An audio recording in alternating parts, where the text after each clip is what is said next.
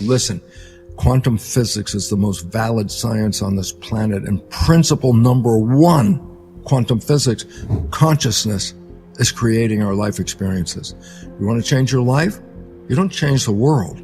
You change your own consciousness. The world changes after that. As weird as that sounds, that is what the principle of quantum physics is. All of this is a manifestation of consciousness and spirituality, according to quantum physics, which is interesting because they use the word spirituality, which conventional science doesn't use, because it's an energy field. Everything is energy. And to get down to the simple level is this: everything is energy. And when energies interact, they can have various impacts on each other. I'll give the two extremes. Two energies come together and they're in harmony with each other. The result is you add up the energy of both, and that's a much more powerful energy. So two people with lower energies come together in harmony. They manifest an energy collectively that is more powerful. That's called constructive interference. But I'll give you the name that people use. Is called good vibes. You find yourself where the energy on the outside is in harmony with the energy on the inside. And then when the two come together, because they're in resonance and harmony, there's a feeling of more empowerment. In contrast, the other way is an energy that is opposite of each other, are called destructive interference. I say, what does that mean? When they come together, they don't add up. They actually cancel each other out. So two energies can neutralize it. There's no energy at all. That's called bad vibes. And that's what you feel when you're feeling bad vibes. You're feeling a threat. Why? Your energy is compromised. You're feeling weak and vulnerable. So everything is an energy interaction. And it's so powerful. I go, you know what's interesting? Just to give us the meaning of it, I use the example of a snail. Snail comes out of an egg. There's no mother. There's no father. There's no snail school. I said, how the hell does a snail just come out of the egg? Navigate the environment. There's one gauge on the dashboard: energy. I go, significance. Energy is life. You have a lot of energy, you got life. You have no energy, you got no life. So basically, the snail is moving around, reading the energy. If the energy is enhancing, constructive, good vibes, the snail keeps going that way. If the plant, is the energy of this plant make me feel powerful? Or if I take this energy, it's going to cancel me. It could kill me, okay? Well, it depends on the gauge. If the gauge says, oh, this plant has higher energy, if I eat it, then that's my food. But if this plant, I read it and I feel weaker because my energy just got canceled, I said, don't eat that one. Take away your life.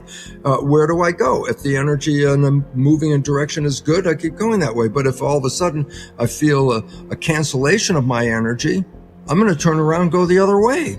So I say, the entire behavior of that snail is predicated on what? Read the energy. I go, guess what? Same for us. We move according to our receptivity. You always move toward those people that give you better energy, higher energy, and avoid those people that cancel your energy. Bad vibes. I don't want to be here. I'm not going. Quantum physics said, first of all, the idea of a material physical universe, it's not real. There is no physical universe. I go, what do you mean there's no physical universe? I touch myself. Here I am. I see you. I go, it's a physical universe. I go, it's an illusion. Because what quantum physics found out is the atoms that we perceived as the little bits of matter that come together and create us. Here is a piece of matter called Bruce, a lot of matter in here. The quantum physicists recognize that if you open up that atom and look deep inside, there's nothing physical in it. It's an energy. So atoms are energy. But when we perceive them, they look physical. I go, that's an illusion of light that has to do with that. So it took me a while because I kept reading the science and going, oh, that sounds great. And it's like, at some point, it's like, no, wait a minute. What the hell does this really mean? And it means that we are energy beings. Okay? There's no physicality here. And our energy is then related to the energy of the world around us. Are we living in harmony with that energy, or we're not living in harmony? Good vibes, bad vibes. That's what it comes down to, okay? And then I started to recognize a very important thing, and this is the most important one for me personally, was no two people are the same, in the sense that I can't take my cells and put it into your body because your body will say not self, and your cells in my body, not self. So there's a self, and then I try to find out, so where the hell is this self? And I say, well, there are antennas on the surface of the cell, like TV antennas, and no two people have the same set of antennas, meaning you're getting a broadcast different than I'm getting. I say, broadcast? I say, yeah, the antennas are on the outside of the cell. They're reading something from outside. I go, oh. Then who are we? I say, we are the broadcast being picked up by the antennas. We're not the antennas. We're the broadcast picked up by it. And I go, well, why is that important? Because the broadcast is an energy field. And I say, oh, then each of us has our own unique energy field. I go, yeah. And that was the part that transformed my whole life, because it basically says, wait a minute. I'm receiving like the Bruce show, and this is the TV playing the Bruce show. You got when we were watching a TV and TV breaks, we say TV's dead. I go, yeah, TV's dead. It's not working anymore. My question, which I realized at some point, was, did the broadcast die when the TV died? I go, no, it didn't. The broadcast is always here. You get another TV, plug it in, tune it in, you're back online again. I said, oh my God, I'm not this body. I am the broadcast being picked up by this television set that you see right here. And then the thing that hit me was the TV analogy. Well, the TV's dead, but I'm still here. I go, oh my God, we can't die. We were never even in here. And that was the wake-up call that said the fear, which is human specific, is the fear of mortality. There's no other organism that knows it's going to die. And I say that fear is what then we gave up our power to have somebody assuage that fear. It's like, oh, it's not so bad or whatever. You know, we bought what? Religion. Why did we buy religion? Well, I'm going to tell you about what happens after you die. The big mystery. And I say, oh, then all of a sudden, guess what? They made the program for my life. I go, who the hell are you to make a program for my life? Well, I bought it because I was in fear, and fear means I have no power. And when I have no power, I'm going to seek someone who says they have the power, and then I'm going to accommodate what they do. And so people join into religion because they have the fear of the afterlife.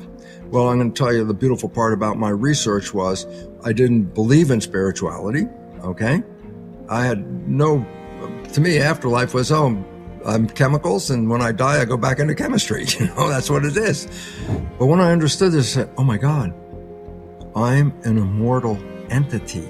I'm a spiritual field, quantum mechanics, a field. And all of a sudden, I started to realize, oh my goodness, I have no fear. Why? I'm not going to die. I'm not even in here. So how the hell am I going to die?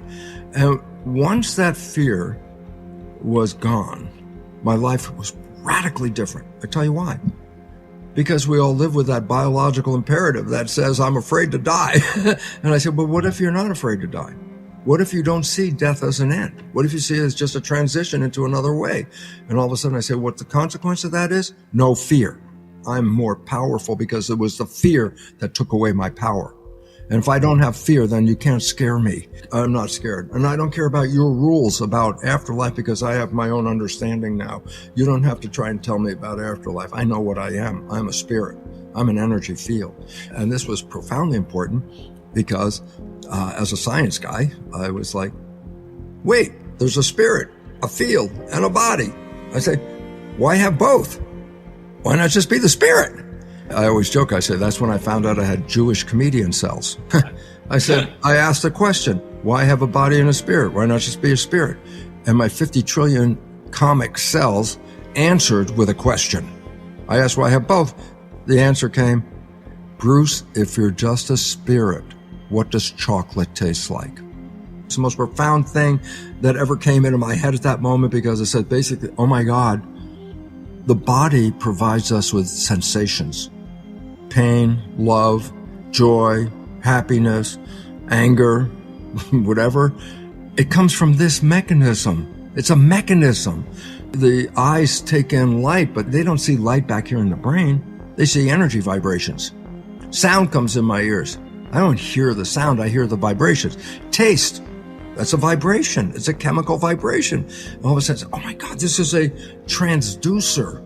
It takes life experiences in a body that gives us vision and smell and taste and touch and pain and love and joy.